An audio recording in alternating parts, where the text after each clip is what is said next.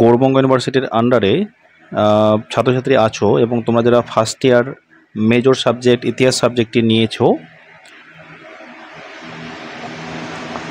আজকের ভিডিওতে আমি আলোচনা করব তোমাদের প্রথম সেমিস্টারের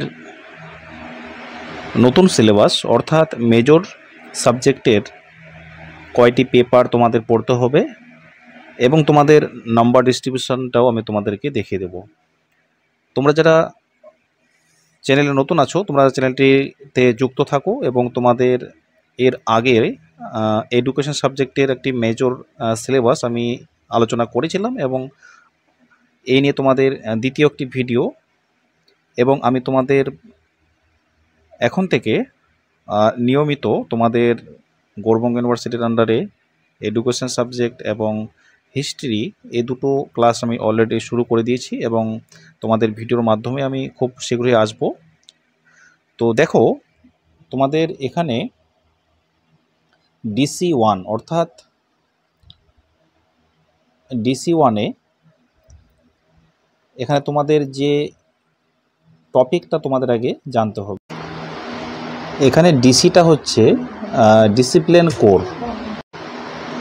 তোমাদের সিলেবাসের মধ্যে MC1 এবং হচ্ছে MC2, আরেকটা হচ্ছে SEC পেপার রয়েছে। এই তিনটে পেপার মিলে তোমাদের রিটেন পরীক্ষা হবে 40 নম্বর। 40 নম্বরে তোমাদের রিটেন পরীক্ষা হবে এবং ইন্টারনাল হচ্ছে 10। এই 10 নম্বর হচ্ছে তোমাদের টিউটোরিয়াল হিসাবে থাকবে এবং তোমাদের এটা কলেজের হাতে পুরোপুরি থাকছে। তাহলে টোটাল তোমাদের 50 নম্বরের প্রথম সেমিস্টারে পরীক্ষা হচ্ছে। তারপরে তোমাদের প্রশ্ন নিয়ে একটু আলোচনা করি, যেটা হচ্ছে 2 মার্কের প্রশ্ন, না অর্থাৎ 10 মার্কের প্রশ্ন তোমাদের 2টি করতে হবে।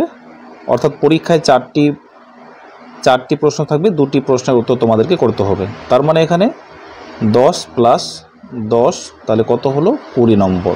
এরপরে রইল তোমাদের বাকি 20 নম্বর, সেটা হচ্ছে 5 মার্কের প্রশ্ন 2টি থাকবে, 4টি প্রশ্ন দেওয়া থাকবে, 2টি প্রশ্ন তোমাদের করতে হবে। তারপরে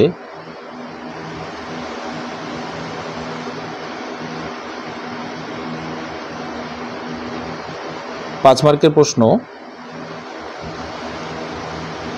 2টি থাকবে, এখানে 2 মার্কের প্রশ্ন থাকবে এখানে তোমাদের 5টি, তাহলে 5 × 2 = 10, তাহলে 7টির মধ্যে তোমাদের 5টি প্রশ্নের উত্তর করতে হবে, তাহলে এখানে 10, তাহলে টোটাল তোমাদের হচ্ছে 40। এই 40 নম্বরে তোমাদের পরীক্ষা হচ্ছে।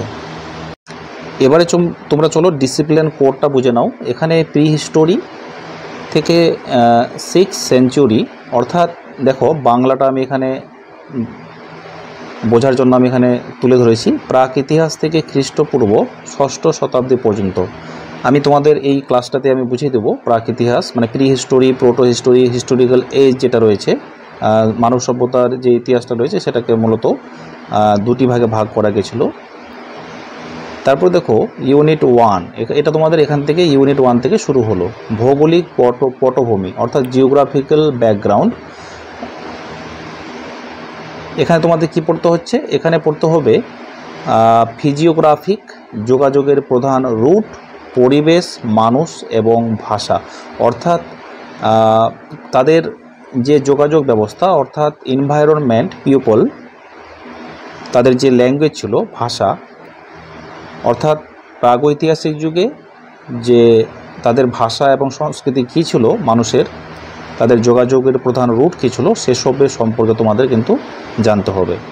এরপরে দেখো কি বলা হচ্ছে, survey of sources and different approaches to ancient Indian, উৎস জরিপ এবং প্রাচীন ভারতীয় বিভিন্ন পদ্ধতি, না প্রাচীন ভারতীয় কি তাদের ব্যবহার বা তারা কি জিনিস ব্যবহার করতো সেই সম্পর্কে তোমাদেরকে জানতে হবে। এবারে চলো unit 2, sources, literature, archaeology, epigraphy, ইতিহাস সূত্র, সাহিত্য, প্রত্নতত্ত্ব, আরেকটা হচ্ছে এপিগ্রাফি, সংখ্যাবিদ্যা অর্থাৎ প্রত্নতাত্ত্বিক যে উপাদানগুলো, প্রত্নতাত্ত্বিক উপাদানগুলো কোনগুলো, ঠিক আছে। আমি তোমাদের ক্লাসে এরপরে তোমাদের ভিডিও নিয়ে আসবো, সেখানে তোমাদের আমি বুঝিয়ে দেবো। এরপরে ইউনিট 3 প্রি হিস্টোরি।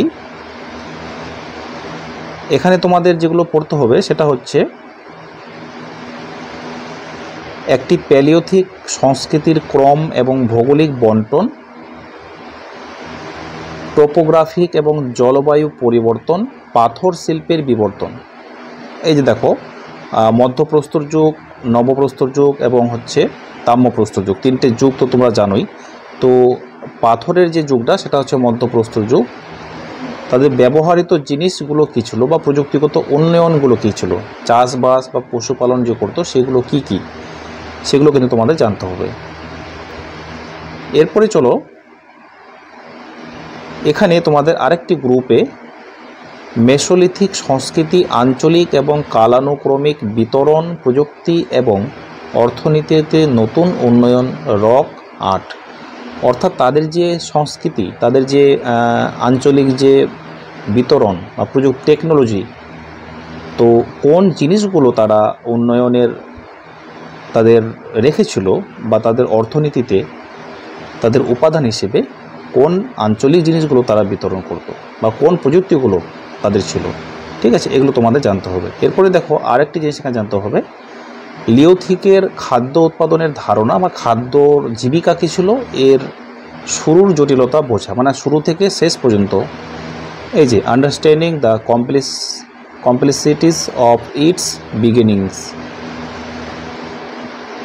এরপরে 4 নম্বর যে ইউনিটটা রয়েছে, এখানে তোমাদের জানতে হবে growth of chalcolithic village societies from Baluchistan to Gujarat. Baluchistan থেকে গুজরাট পর্যন্ত চালকোলিথিক গ্রাম সমাজের বৃদ্ধি। তার মানে বেলুচিস্তান থেকে গুজরাটের যে চালকোলিথিক গ্রামের সমাজের যে বৃদ্ধি কি হয়েছিল সেটা কিন্তু তোমাদের পড়তে হবে। তারপর এখানে আরেকটা গ্রুপ আছে, দেখো এখানে, যেটা হচ্ছে হরপ্পা সভ্যতার উৎপত্তি কিভাবে হয়েছিল, বন্টন, প্রধান স্থানগুলির রূপবিদ্যা, ওই যে মহেঞ্জোদারো, হরপ্পা সভ্যতা, কালীবঙ্গন, ধোলাভিরা, লোথাল, কৃষিভিত্তিক কারুশিল্প উৎপাদন, বাণিজ্য, ধর্মীয় বিশ্বাস, কিসে বিশ্বাসী ছিল, কোন ধর্মে বিশ্বাসী ছিল, তাদের বাণিজ্য কী ছিল, অনুশীলন, শিল্প ও স্থাপত্য এবং লিপি কি কি ব্যবহার করত, ঠিক আছে। তারপরে এখানে তাদের যে সংস্কৃতি ছিল, মানে হরপ্পা সংস্কৃতি, মানে পতনের সমস্যাটা সেটা কি ছিল। তারপরে গ্রুপ সিতে নিওলিথিক, যে হরপ্পা ভারতের যে নিওলিথিক যে চ্যালকোলিথিক সংস্কৃতি, হরপ্পা সভ্যতার যে সংস্কৃতি সেটা কিন্তু জানতে হবে। তারপরে 5 নম্বর ইউনিটে তোমাদের পড়তে হবে ওই যে রামায়ণ, আর্য সমাজ, তারপর তাদের আদি জন্মভূমি বা মহাকাব্যর যে রামায়ণ গ্রন্থগুলো, রামায়ণ বা মহাভারত, সে রামায়ণ মহাভারত সেটা সম্পর্কে কিন্তু তোমাদেরকে পড়তে হবে। আদি ঐতিহাসিক ভারতের উত্থানের পটভূমি, আর্য সমস্যা, আদি জনভূমি, আর্য মহাকাব্যের বিস্তার, এগুলো কিন্তু পড়তে হবে। আমি ডিটেলসে আলোচনা করব, তোমরা একটু আগে সিলেবাসটা ভালো করে বুঝে নাও। তারপর group B, society with special reference to varna system and position of women, varna system এবং মহিলাদের অবস্থানের বিশেষ রেফারেন্স, মানে সমাজে কী ছিল সেটা কিন্তু পড়তে হবে। গ্রুপ সি, আকাগ্রে ওয়ার এবং নদার্ন ব্ল্যাক পলিশড ওয়ার কালচারের বিশেষ রেফারেন্স সহ লৌহযুগের সংস্কৃতি, এখানে শুধু লৌহযুগ, এটা কিন্তু পড়তে হবে। এই হলো তোমাদের DC1, অর্থাৎ MC1 এবং MC2 আর হচ্ছে ACC, ভালো করে বুঝে নেবে। MC1, MC2, ACC, এটা হচ্ছে তোমাদের পেপারের নাম। এই 3টে পেপার মিলে তোমাদের পরীক্ষা হবে। এবারে চলো আমি তোমাদের প্রথম যে প্রাগৈতিহাসিক যুগটা, মানে ডিফাইন প্রোটো হিস্টোরিক এজ বলতে কি বোঝায়, এটা একটু তোমাদেরকে আমি পড়ে শুনিয়ে দিচ্ছি। প্রাগৈতিহাসিক যুগ বলতে সেই সময়কে বোঝায় যখন লিপির ব্যবহার শুরু হয়েছে, কিন্তু সেই লিপির পাঠোদ্ধার এখনও সম্ভব হয়নি। এটা কিন্তু তোমাদের প্রথম কিন্তু লাইন, প্রথম কনসেপ্ট কিন্তু তোমাদের জানতে হবে। প্রোটো হিস্টোরি, প্রিটি হিস্টোরি যেটা তোমাদের সিলেবাসের মধ্যে রয়েছে। যেমন হরপ্পা সভ্যতার কথা বলা যায়, তার মানে যে সময় লিপির কোনো ব্যবহার কিন্তু হয়নি, লিখিত আকারে কোনো পাঠোদ্ধার হয়নি। যদিও অনেক ঐতিহাসিক কাল বিভাজনে লিপি জ্ঞানকে গুরুত্ব দিতে চান না, কারণ তাদের লিপি জ্ঞান ছিল কিন্তু বর্ণমালা আবিষ্কৃত হয়নি, তাই বৈদিক যুগকে ঐতিহাসিক যুগ হিসেবে ধরতে হয়। তার মানে ওই যুগটাকে কিন্তু যে যুগে কোনো লিখিত উপাদান ছিল না, মানে বর্ণনা আবিষ্কৃত হয়নি, তাই ওই যুগটাকে বলা হয়েছিল ঐতিহাসিক যুগ ধরে নেওয়া হয়েছিল। এই বিতর্ক দূর করার জন্য কিছু ঐতিহাসিক ভারতে ধাতুর ব্যবহারের সূত্রপাত থেকে লৌহ যুগের সূচনা অর্থাৎ 3000 থেকে 150 খ্রিস্টপূর্বাব্দ, এই খ্রিস্টপূর্বাব্দটা তোমরা ভালো করে জেনে রাখবে।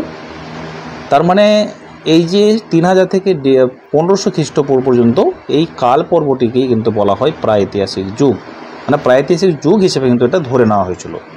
তো এই হলো তোমাদের ক্লাস। আমি তোমাদের এরপরে তোমাদের পুরো ক্লাস নিয়ে আসবো। তোমাদের ভিডিওটি কেমন লাগলো তোমরা অবশ্যই জানাবে, এবং তোমরা যারা গৌড়বঙ্গ ইউনিভার্সিটির আন্ডারে মেজর সাবজেক্ট হিস্ট্রিটা নিয়েছো, তোমরা যারা নিয়মিত ক্লাসটা করতে চাইছো, তোমরা আমার ভিডিওগুলো ফলো করো, লাইক করো। Thanks for watching.